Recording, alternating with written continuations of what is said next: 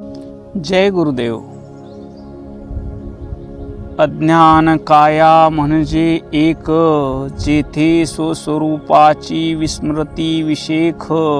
अहंकृती जेथे निष्टंक, ती अज्ञान काया. संत शिरोमणी शिवयोगी मन्मथ माऊली आपल्या परमरहस्य या प्रासादिक ग्रंथातील 6व्या अध्यायातून ज्ञान काया आणि अज्ञान काया काय आहे ते सांगतात. माऊलींनी प्रथम ज्ञान कायेचं स्वरूप सांगितलेलं आहे. सद्गुरूच्या बोधानं ज्यांचा प्राकृत अहंकार निघून जातो आणि ते विश्व चैतन्याशी समरस होतात, अशा महात्म्याचं आचरण सांगितलेलं आहे. आता माऊली येथे या ओवीतून अज्ञान काया काय असते ते सांगत आहेत. तर या ओवीत माऊली म्हणतात, अज्ञान काया म्हणजे एक. अज्ञान काया म्हणजे काय, तर जिथं स्वस्वरूपाची विस्मृती होते. मी शुद्ध चैतन्य स्वरूप आहे, हा बोध, ही जाणीव विसरते. शुद्ध विद्येचा विसर पडतो आणि मायेचा प्रवेश होतो. माया आणि तिचे पंचकंचुकानं जीव बांधला जातो आणि पुरुष तत्वात येतो आणि मी जीव आहे, मी देह आहे असं म्हणू लागतो. माऊली म्हणतात, ही अज्ञान काया आहे, जिथं पूर्ण स्वस्वरूपाची विस्मृती झालेली आहे आणि तिथं देहाचा अहंकार, मी श्रीमंत, मी मोठा भक्त, मी ज्ञानी, मी पंडित, विद्वान, असा जिथं देहाचा, देहात्म भावाचा अहंकार बाळगला जातो, ती काया म्हणजे अज्ञान काया. हा या ओवीचा सरळ भाव झाला. आता आपण या ओवीचा आध्यात्मिक भाव पाहू, आध्यात्मिक चिंतन करू. माऊली म्हणतात, अज्ञान काया म्हणजे अविद्या असलेलं शरीर, अज्ञान असलेलं शरीर.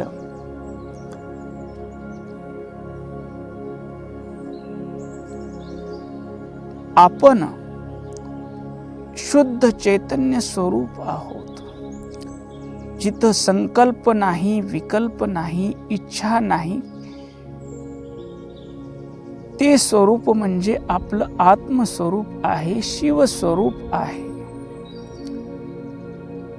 पूर्ण आनंद स्वरूप, परमशांत स्वरूप. त्या चैतन्याच्या ठिकाणी संकल्प नाही, विकल्प नाही, काहीही नाही. पण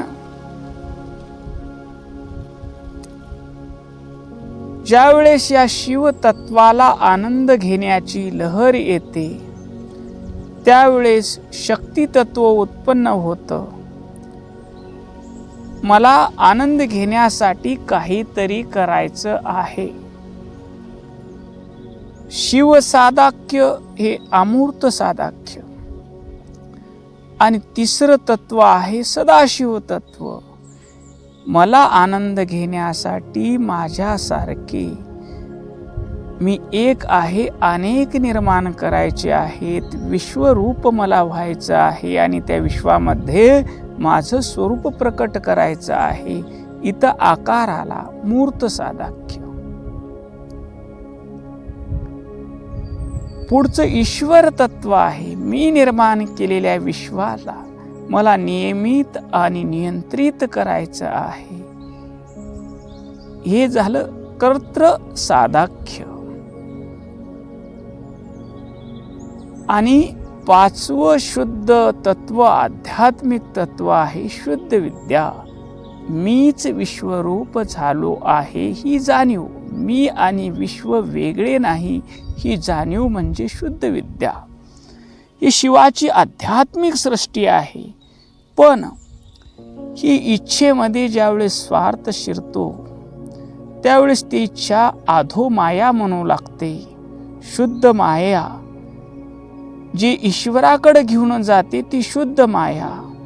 परामाया आणि जी संसाराकडे घेऊन जाते, ईश्वरापासून लांब घेऊन जाते, ती अपरामाया.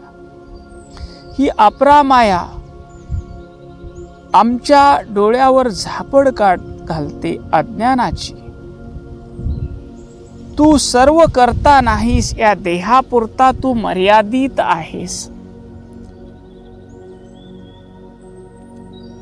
तू अल्प करता आहेस असं भासवते माया आणि कला कंचुकात बांधते. शिव सर्वज्ञ ज्ञान स्वरूप आहे, पण मायेच्या प्रभावानं स्वतःला अल्पज्ञ समजतो, अल्पबुद्धीचा समजतो आणि विद्या कंचुकात बांधला जातो. पुढचं आहे राग कंचुक. शिव पूर्ण तृप्त आहे आणि हा देहात्म भावामध्ये मला ही वस्तू मिळाली तर सुखी होईन, ती व्यक्ती मिळाली तर सुखी होईन, इतके पैसे मिळाले तर सुखी होईल, ती गाडी मिळालं तर सुखी होईल, असा सदैव स्वतःला अपूर्ण समजतो, अतृप्त समजतो आणि राग कंचुकानं बांधला जातो. जन्म मृत्यू रहित नित्य चैतन्य स्वरूप असणारा शिव स्वतःला देह मानू लागतो आणि काल कंचुकात येऊन मी जन्मणारा आहे, मी म्हातारा होणार आहे, मी मरणार आहे असा भावून दुःखी होतो. सर्व व्यापक शिव नियती तत्वानं बांधला जातो, नियती कंचुकानं, आणि स्वतःला स्थलकालाच्या मर्यादेत आणतो. एका देहापुरता मी आहे असा भाव येतो. माया आणि हे पंचकंचुक मिळून हे 5 आणि 6 सात्व तत्व पुरुष तत्वात जीवाला स्वतःच्या स्वस्वरूपाचा विसर पडतो. तो म्हणतो मी जीव आहे, देव वेगळा मी वेगळा, हे जग वेगळं मी वेगळा, हे माझं ते माझं आहे, तुझं ते तुझं आहे. जिथं माझं आलं तिथं तुझं आलं, जिथं मी आलं तिथं तू आलं. शिवजीव भेदे माया कल्पित. जीवामध्ये आणि शिवामध्ये या मायेने भेद आणला. मग माऊली या ओवीत म्हणतात, अज्ञान काया म्हणजे एक, जेते स्वस्वरूपाची विस्मृती विशेख. तिथं स्वस्वरूपाची विस्मृती झालेली आहे आणि तिथं अहंकार आला. पुढं प्रकृतीच्या अधीन झाला. सत रज तम त्रिगुणाचा स्वामी असलेला शिव या माया पाशानं बांधला गेला आणि मी कधी भक्त आहे म्हणून सत्वगुणाच्या प्रभावात आला, कधी मी श्रीमंत आहे म्हणून रजोगुणात आला, मला नाही तर कुणालाही नाही म्हणत कधी तमोगुणात आला. हा देहाचा अहंकार बाळगू लागला आणि स्वतःच्या स्वरूपाची विसर पडल्यामुळं तो पंचमहाभूताच्या देहाकडून मन बुद्धीचा स्वामी असलेला शिव मन बुद्धीच्या अधीन झाला. मन विषयामध्ये घेऊन चालले, ईश्वरापासून लांब घेऊन चालले आणि बुद्धी निर्णय देऊ लागली, चुकीची निर्णय देऊ लागली बुद्धी मायेच्या प्रभावानं. संत सांगतात, सासून सुनेला मुलीप्रमाणे वागवलं पाहिजे आणि सुनेनं सासूला आईप्रमाणे वागवलं पाहिजे.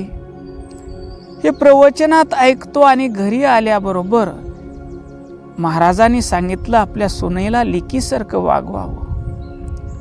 त्यावेळेस लगेच बुद्धी त्या मनाला निर्णय देते, इडीस का ग, सून ते सूनच राहते, लेक ते लेकच राहते.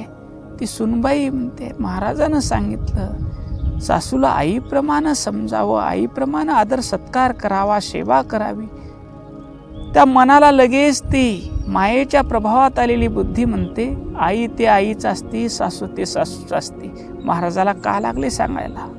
असा बुद्धी चुकीचा निर्णय देते आणि मन पंच इंद्रियाच्या, पंच कर्मेंद्रिय, पंच ज्ञानेंद्रियच्या माध्यमातून शब्द, स्पर्श, रूप, रस, गंध या पंच विषयाच्या भोगामध्ये हे पाहिजे, ते पाहिजे, ते पाहिजे म्हणत सदैव अतृप्त असतं आणि सुखाच्या शोधामध्ये ते भटकत असतं, पण त्याला ते सुख सापडत नाही.